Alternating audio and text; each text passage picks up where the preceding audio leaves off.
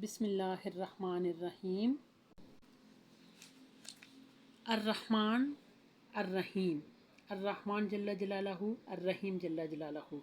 अर्रहमान बेहद रहम करने वाला, अर्रहीम बड़ा ही मेहरबान। अर्रहमान और अर्रहीम दोनों रहमत से माखूज हैं। आमतौर पर इन दोनों के मानी रहम करने वाले के हैं समझे जाते हैं, लेकिन चूँकि कुरान हकीम का हर लफ्ज़ जुदागाना मानी रखता है, इसलिए उलमाए कराम इन दोनों अस्माए हुस्ना के मानी में फ़र्क बयान करते हैं, जिनसे अल्लाह ताला की रहमत की वसअत भी सामने आती है और उसकी शफ़क़त का एहसास दिल में जागज़ी हो जाता है। अर्रहमान वो है जब भी उससे मांगा जाए तो वो अता करे, और अर्रहीम वो है जब उससे कोई चीज़ ना मांगे तो वो नाराज़ हो जाए। कुरान करीम हदीस में है, इन्नहु मन लम यसअलिल्लाहि यग़ज़िब अलैह। माफ़ूम है, जो अल्लाह ताला से नहीं मांगता अल्लाह ताला उससे नाराज़ हो जाते हैं। कुरान करीम में वाज़ेह ऐलान है, कुल मा याबउ बिकुम रब्बी लौला दुआउकुम। माफ़ूम है, कह दो मेरे परवरदिगार को तुम्हारी ज़रा भी परवाह न होती अगर तुम उसको ना पुकारते। अर्रहमान और अर्रहीम ये दोनों एक दूसरे के हम मानी में इन दोनों में थोड़ा सा फ़र्क है। अरबी कायदे से रहमान के मानी हैं वो ज़ात जिसकी रहमत वसी हो, यानी उसकी रहमत का फ़ायदा सबको पहुँचता हो, और रहीम के मानी हैं वो ज़ात जिसकी बहुत ज़्यादा रहमत हो और जिस पर हो मुकम्मल हो। हज़रत इब्न अब्बास रज़ियल्लाहु ताला अन्हुमा से इन दोनों अस्मा की तशरीह मनक़ूल है। माफ़ूम है कि सिफ़त रहमान हर नेक व बद के लिए आम है, शफ़क़त में, रिज़्क़ देने में और मुसीबतें दूर करने में, जबकि सिफ़त रहीम मोमिनों के लिए उनकी मग़फ़रत करने में और उन्हें जन्नत में दाखिल करने के में ख़ास है।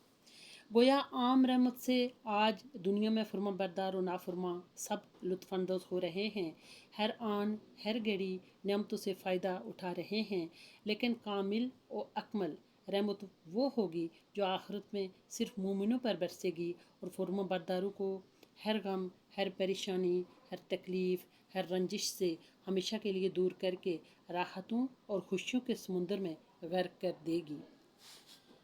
कुरान पाक में इरशाद होता है, वकाना बिलमुमिनीना रहीमा, और वो मोमिनों पर बहुत ही ज़्यादा मेहरबान है।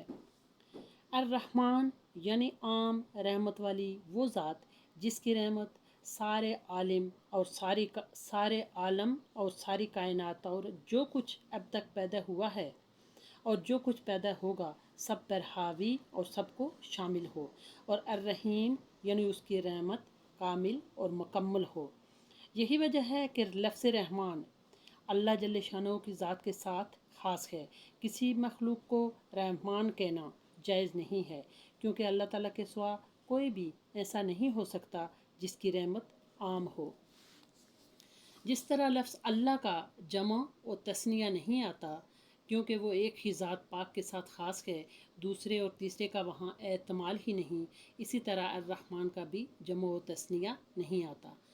लफ्ज़ रहमान कुरान करीम में 57 मरतबा आया है और लफ्ज़ रहीम 114 मरतबा।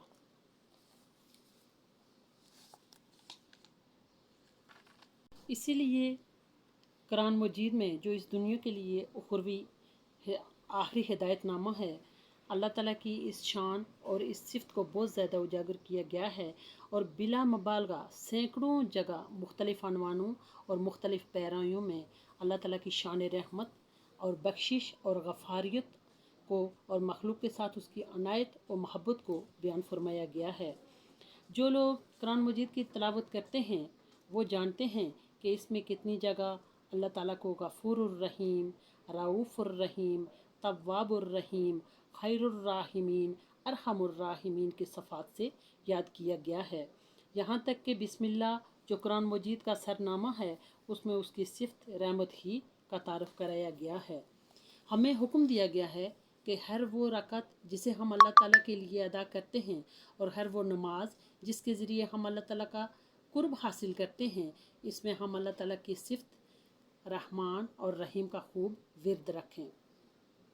اسی وجہ سے ہم نماز بسم اللہ الرحمن الرحیم سے شروع کرتے ہیں اور ہر رکعت میں الحمدللہ رب العالمین الرحمن الرحیم پڑھتے ہیں، اور ہمیں یہ حکم نہیں دیا گیا کہ ہم کسی بھی رکعت میں العلی العظیم یا المنتقم الجبار یا الواحد القہار، جن سے اللہ تعالیٰ کی قدرت اور غلبے کا اظہار ہوتا ہو، ورد کریں۔